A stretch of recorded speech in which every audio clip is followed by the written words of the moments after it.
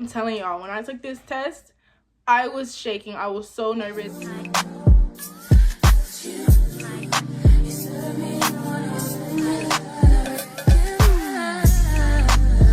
First thing is first, I know there are some people taking the AAMNA. There's different tests, but if you're taking the Ncct, you're going to listen up.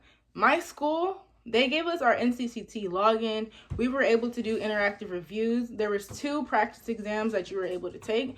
And also there was one you can purchase so you can be extra ready. So back in like August, I took my test on the 2nd of December. So from August to November, I was not playing. I got on those interactive reviews. I was answering each and every question. Whatever one I got wrong, I was writing down. I went back to those categories and I tested myself. I also received a packet from my instructor that was pretty much like a Ncct interactive review, but the answers were highlighted already for us, and there was different categories broken down, and there was also just questions that were already answered, if that makes sense. So I did that. One day I would read over the packet, and also too during class, during like school time, I have my daughter. She's over here in her bed not listening, and she needs to go to sleep, but she's not going to sleep. And yeah, one day I would read over the packet. The next day I would go on my phone or on my computer and just skim through those questions, answer those questions, and the notes that I took on the answers I was wrong, I would look over too.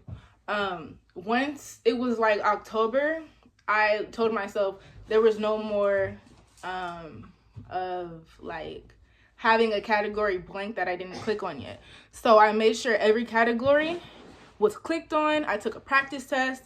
There was some questions I had to look up, and there was questions I doubted myself on, but they were still the correct answers. I ended up getting a 71%. You need a 70% to pass. So I was kind of like a little like worried and discouraged, even though those answers weren't going to be the exact answers that I get on the test. It was still the idea of it. So I was taking it serious. And so yeah, in October, that's when I really started just reading over all my notes. I also did watch a couple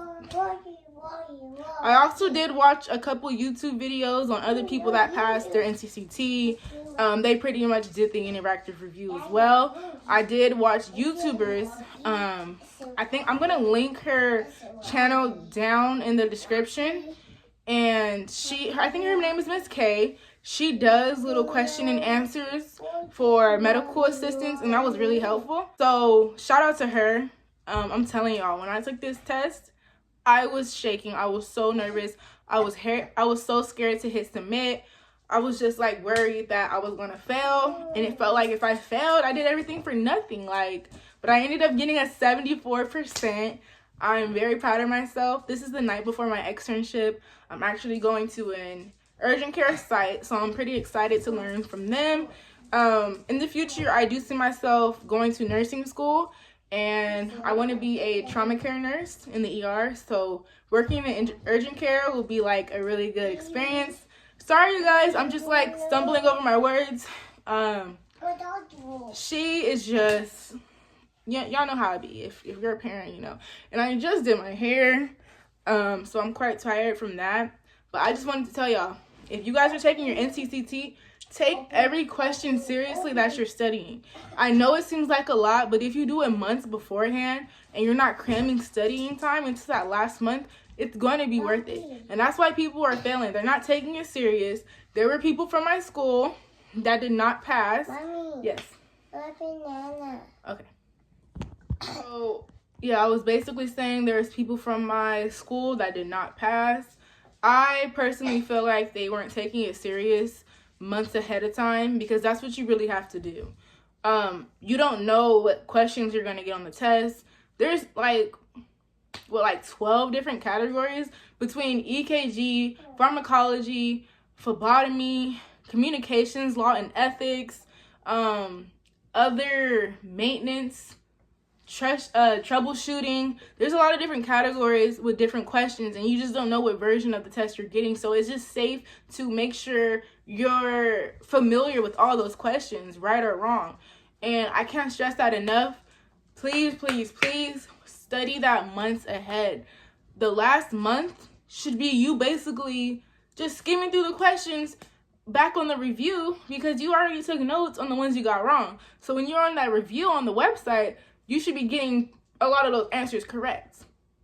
And I also recommend, like, 4 days before your test, you take the second practice exam. You'll take the first one, I say, a month before, like literally exactly a month, or if you can within that week, and that will help you guys so much. But I'm closing out this video tonight. I'm gonna vlog a little bit on tomorrow, and I'm gonna tell you guys how my experience was in my externship. So look forward to that. And if you guys need any other tips and tricks, put it down in the comments, and I'm gonna reply to everyone. All right, guys, I am currently in the parking lot of my externship. I start in about 12 minutes, but I'm gonna be there at least like 5 minutes early, so I'm gonna be walking in pretty soon. So like how I said, guys, I'm gonna see you guys on my lunch break. I'm gonna tell you guys everything that I remember, period. All right, guys, so I am out to lunch. I have been doing this about 4 hours, and I can honestly say I learned a lot. There was a lot of like duh moments.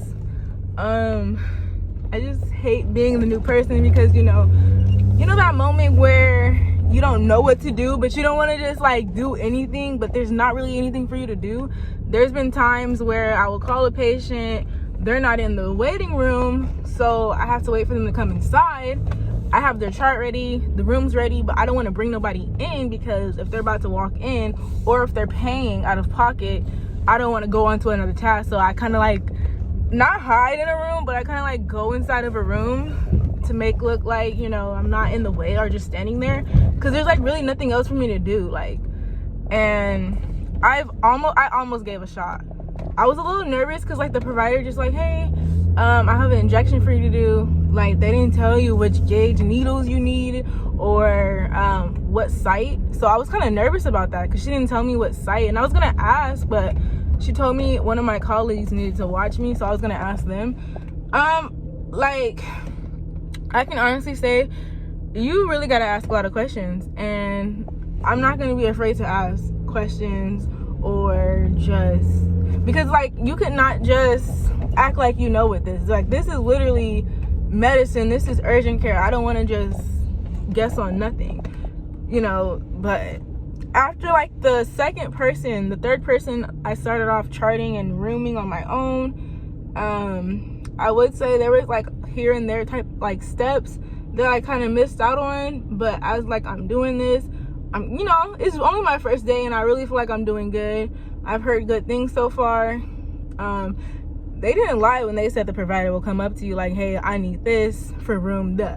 And it's like, you better know what it is.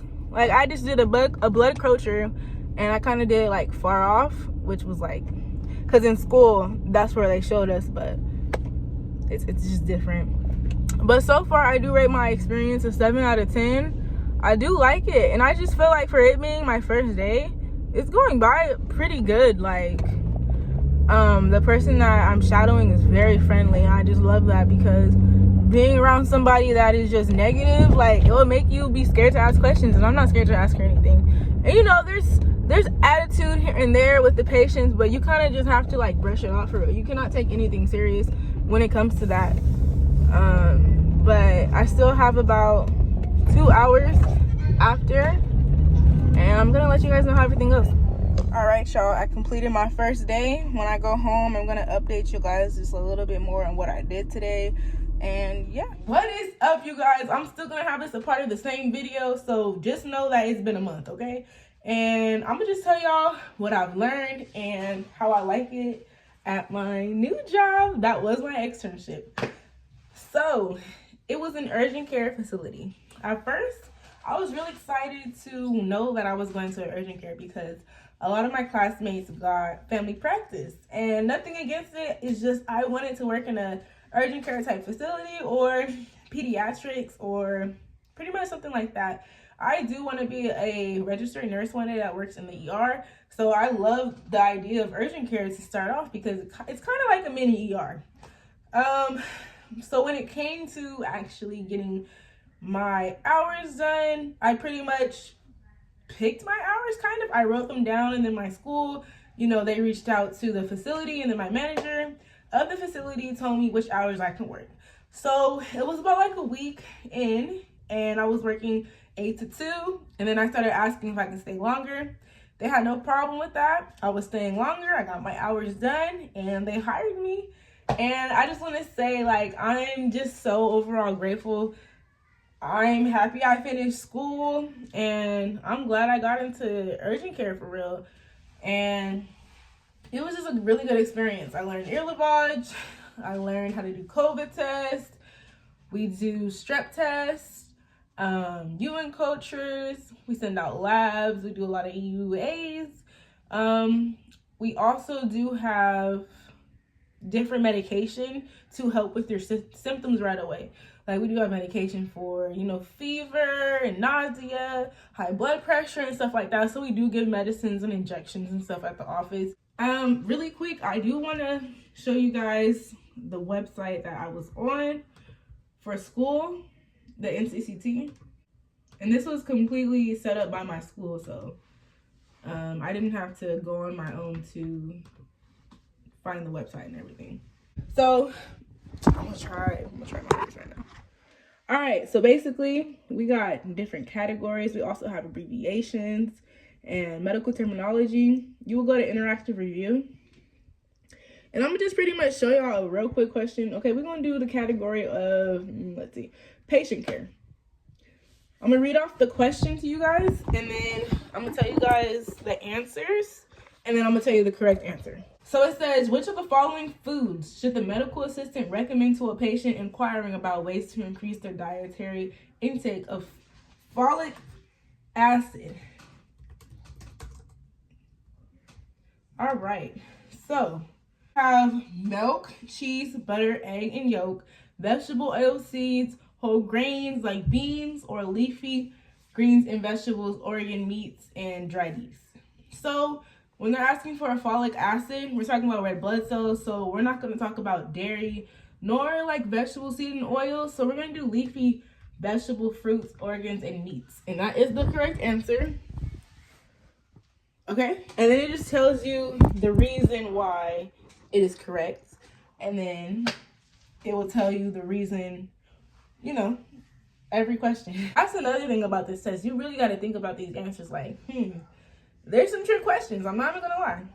But I want to conclude this video now. I hope you guys pass your Ncct if you're taking it. And if you're thinking about joining the medical field and you just don't know where to start, I really do recommend becoming a medical assistant just to get your foot in the door, especially if you do want to go to nursing school. This is a good way that you can open up your knowledge and just begin. So go ahead and do it. Y'all got this, okay? And I'm going to insert a clip of my cap that I made. So yeah, hopefully I give you guys some motivation. Bye.